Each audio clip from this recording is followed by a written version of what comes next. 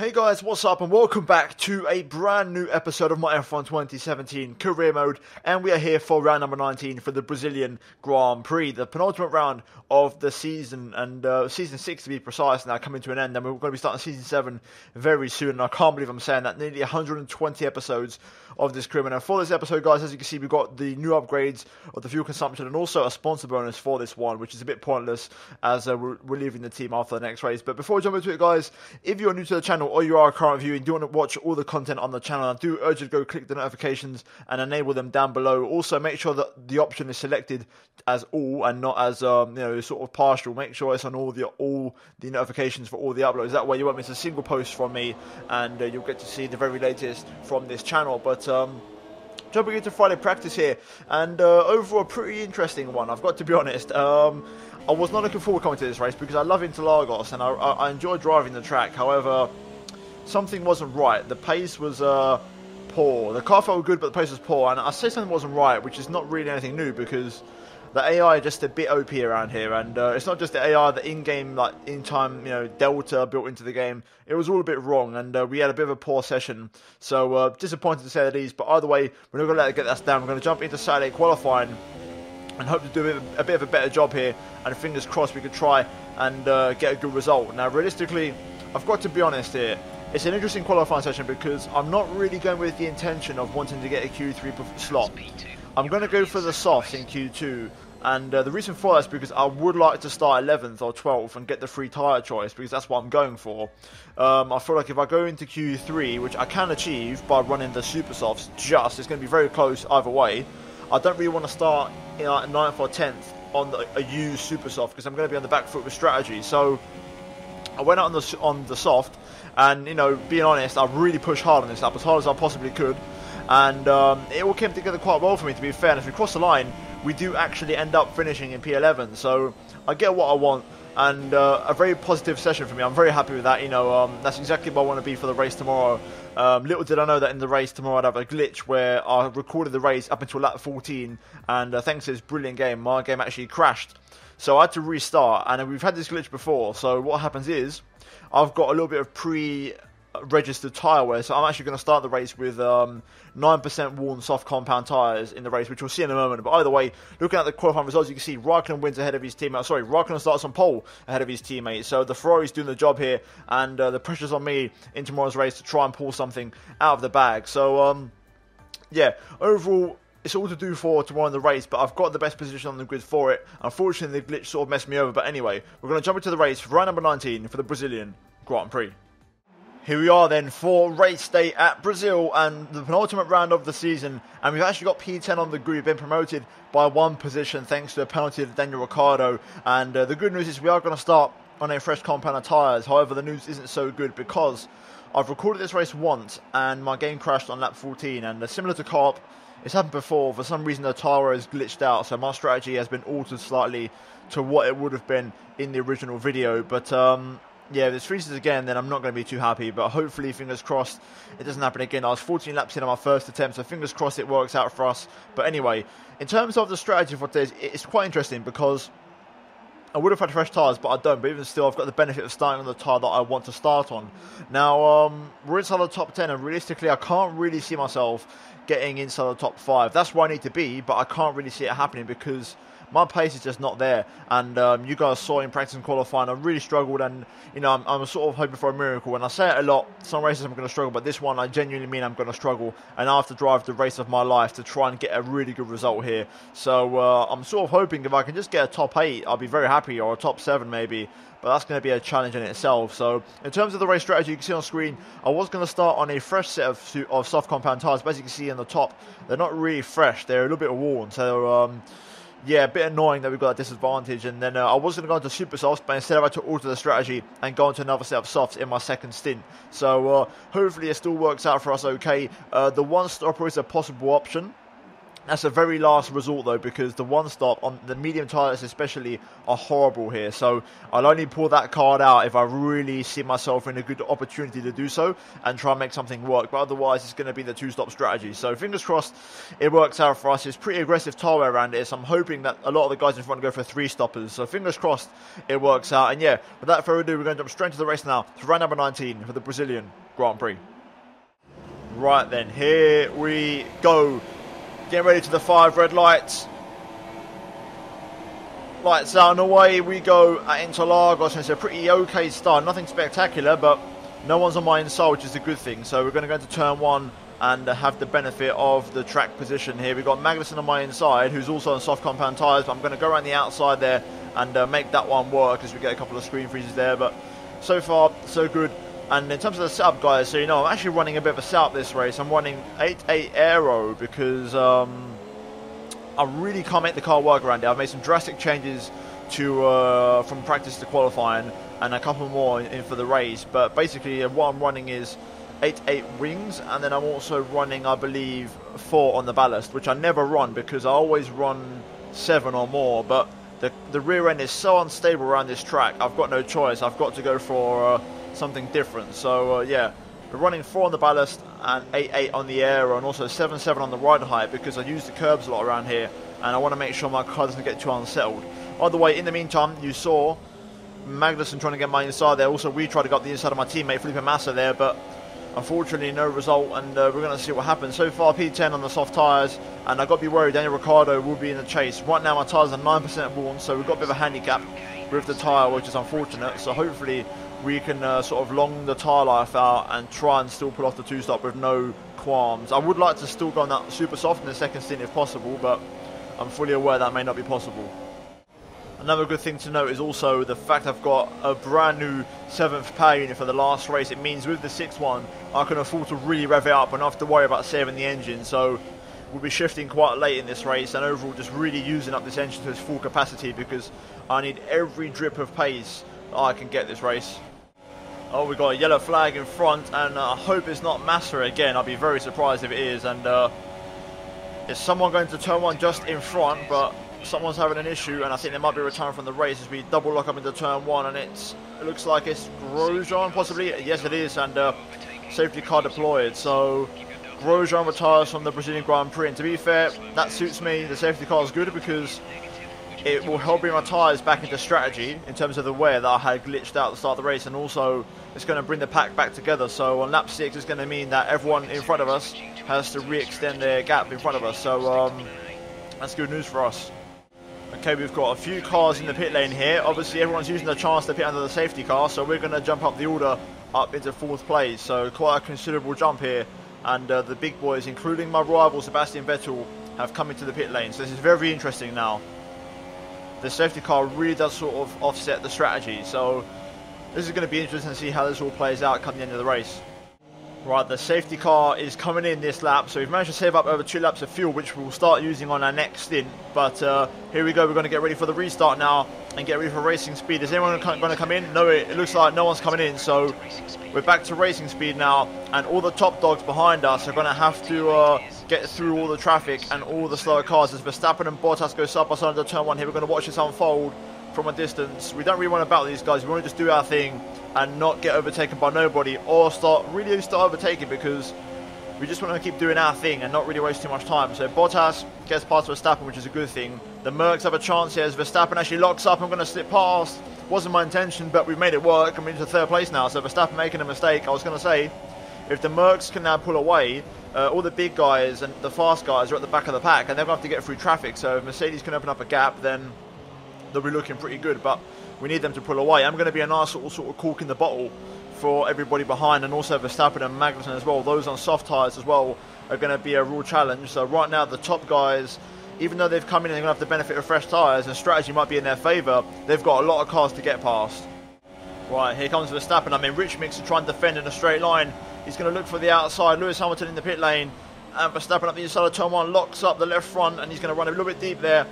That's going to send him offline into turn 1, so we're going to hold on, and that's going to set the Dutchman back quite far. Bottas already long gone into the distance here, so we've got plenty of Rich Mix to defend. Right now, we're just trying to run as fast as we can, but Verstappen is causing me problems. And Palmer's actually overtaken Verstappen there momentarily, so Verstappen losing time hand over fist at the minute, and that's going to help me out a treat. Also, thanks to that safety car, I think that brings my original strategy back into play, and I'm probably going to pit on lap 14 for a set of super softs. Right, so we're going to come into the pit lane for the super softs, and thanks to the safety car, the strategy is back on track now, the one that I was originally going to do in my first attempt. So let's make sure we get it also down for the entry there, and that was absolutely perfect. So let's see if we can have a nice quick stop, stay ahead of Verstappen crucially, which is what I want, and hopefully a sub 2 second would do the job for me there. And there we go, 2.3, not too bad. We are still ahead of Verstappen, which is a good thing. So now on the super softs, whereas Verstappen goes in the mediums, which is quite interesting. So he'll be going to the end of the race, so different strategies here. And I think the Ferrari wasn't too far behind. I think he was in P4, so Vettel or Raikkonen, one of the two, they'll be near the race lead soon. But the question is, what strategy will they be on? And if the AI go for the mediums, we might have an opportunity here of being faster than those guys. Either way now, standalone P16 with Verstappen behind us on mediums. Plenty of fuel to burn. Let's try and use some of our pace now. Right, we've got a few cars in the pit lane here, and all of them going on to mediums, which is quite interesting. So the strategy definitely playing into it thanks to the safety car. The AI wouldn't normally use mediums around here, so it's really sort of just opened up the race a bit and made things a bit more interesting. Well, I've sort of struggled a bit to catch up to Sainz because he's also on the super softs, but we're finally within DRS, and Verstappen I'm struggling to shake off as well, who's on the mediums. But here we go, we've got a huge run on Carlos here. We're just going to try and look for the outside line to turn 1. And there we go, we've just made it work beautifully there. And it's a very nice move on Carlos Sainz, but he's going to be right on my tail now, down into turn 4. But I've got rich mix enabled, so it should be pretty straightforward. And I think we've got a yellow flag just in front here. And virtual safety car. Hamilton out of the race. Oh wow, that's not ideal. That's not the car I wanted. He was one of the Ferrari's competition, so Hamilton out of the Brazilian Grand Prix, just disappointing. I'm in the P10 now though, so that's also good news. I'm just hoping no one comes in and the VSC goes away before the Ferraris can come into the pit lane. Otherwise, that's not going to help me one bit. We've got more cars in the pit lane here, and that's going to give us a few more positions. So that's not too bad so far. We've got Raikkonen, who's managed to come out ahead on fresh mediums, and he won't be stopping no more this race. So I think he managed to benefit slightly from the VSC, which is disappointing. So Raikkonen is ahead of me, and let's see what our pace is like compared to him. I think he's going to be slightly faster, even though I'm on the super softs. More cars in the pit lane, including Sebastian Vettel, who did not benefit from the VSC. You can see the difference in terms of track position, as Sebastian is going to go into the mediums, and he's going to rejoin quite a bit behind his teammate, and he's going to have to get through some traffic. So Vettel's done for pit stops this race. We've got one more to go, but we are ahead on track, so that's good news.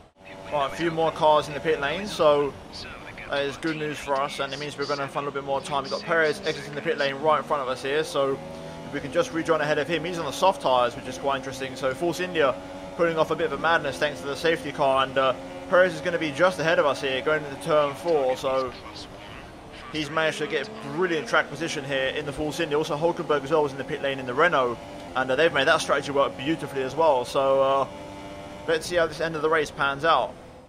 Right, more cars in the pit lane here. So it's over just yet. There's a lot of people yet to do pit stops, which is quite interesting, and we're going to be promoted up into P3. There's a massive pack forming in the midfield with pretty much every single car except for Raikkonen, who's going to win this race, and Perez, who's nailed on to get second, and I'd even say Verstappen nailed on to get third. Behind them though is all going to start kicking off, and I'm going to be right at the back of the train, so this is a very open race still.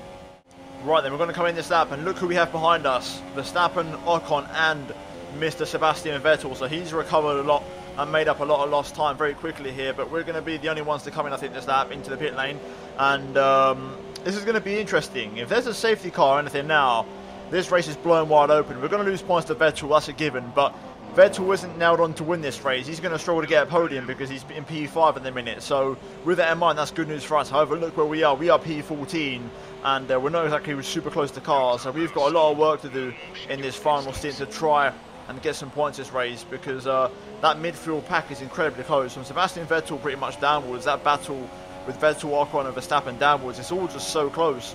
It's all a pit stop distance, so let's try and make this final stint a big one. Right, 109.6, and Sebastian just did a fast lap of the race with a 109.1, so In race terms, we're on the pace, so let's see if we can make something happen here. My teammate Massa is less than 10 seconds up the road, and he's holding up a massive train of cars, so let's try and get something out of this. Here we go then, huge run on Stoffel Van Dorn. We're going to pull to the inside and make the move under brakes into the Senna S, and there we go, made it work quite comfortably. And now we've got to try and get past Danny Kvyat. Hopefully we can get past him here in quick succession and use the double DRS to good effect. Kvyat's going to go defensive, but it's no use. My straight line speed difference is massive, and we've made the move quite comfortably on the Russian, and we're now up into P12, and we've got cars just up the road here. Massa's holding up a train. It's not as big as I thought, but it's enough to get a few points.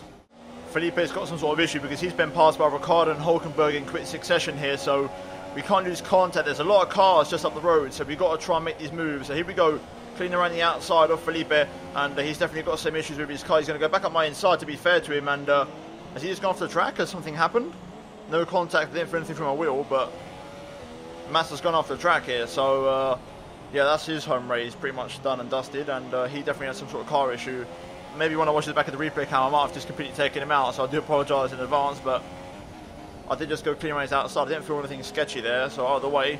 Continuing on here, we just try and get past Hulkenberg into the points, and Ricciardo just in front. We've still got 6 laps to go here.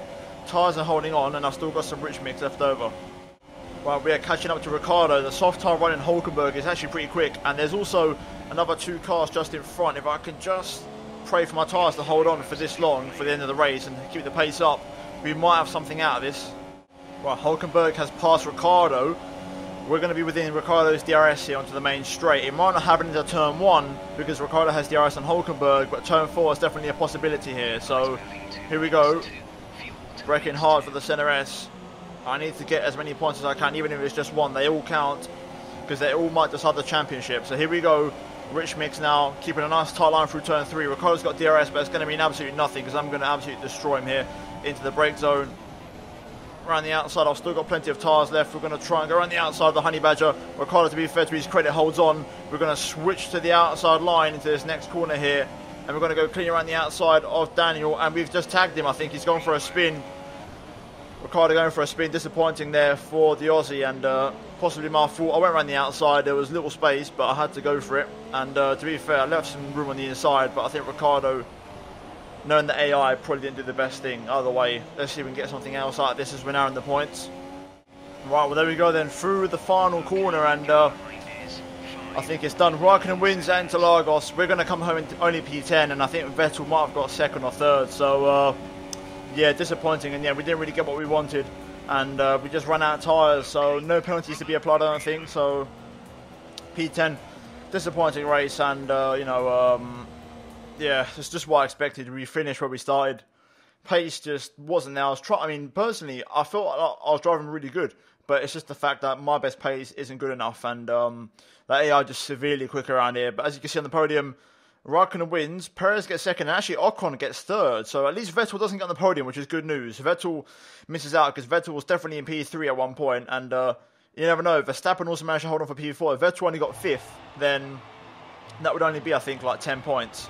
So, you know, there could be some damage limitation there, but let's wait and see until the final race results. But there is your podium, Raikkonen winning at Interlagos ahead of Perez and Ocon. Right, so after that race, things get very, very interesting. I've already seen the driver standings now. The race results you can see on screen, but that's not the real important thing. Raikkonen wins, Vettel gets 4th, and we come home in P10. However, this is when it gets interesting. Going into the last race, Raikkonen has pulled himself back into contention with that race win. He's now overtaken me, and I've dropped down to 3rd place in just 1 race. So, essentially, anyone in the top 3 can win, and it's very, very interesting because if I win the last race and Vettel comes 2nd, we will tie on points. But obviously, it will go down to race victories. And to be fair, I've had a pretty good season, and I had that run of 5 races where I won in a row. So if it went down to a race wins, it could be pretty close between myself, because Sebastian has also won a lot of races this season, and yeah, overall it's very, very interesting and very exciting. It's going to be basically whoever wins in Abu Dhabi wins the championship, and Abu Dhabi isn't a track where I've traditionally had great pace. I've been pretty good, but I've not been like race winning pace. So I've got to hope that this year's Williams car is special, because I'm going to need all the pace I can find, and basically I've got to win that race no matter what. There is no ifs or buts about it. We have to win Abu Dhabi, and the championship is at stake. In terms of the constructors, you can see it's pretty much done and dusted. We're going to come home in P4 behind Mercedes, and yeah, there's no more upgrades to come, guys, because we do have 1,000 points, but we can't really do much with that, you know, as we go into Abu Dhabi. So I'll probably just buy some reliability upgrades for the team for the future once I depart after Abu Dhabi. But overall, that's going to be it for this episode of Career Mode, guys. And if you have enjoyed it, then please do leave a like on the video. Let's try and smash 250 likes before the finale in the next episode. And also, if you're new on here, why not subscribe to the channel for plenty more F1 content. Remember to turn on your notifications to not miss a single upload from me. And also, please be sure to check out these videos on screen if you have missed them by chance. But other than that, guys, thanks for watching. Let's see you in my next video very soon. Goodbye.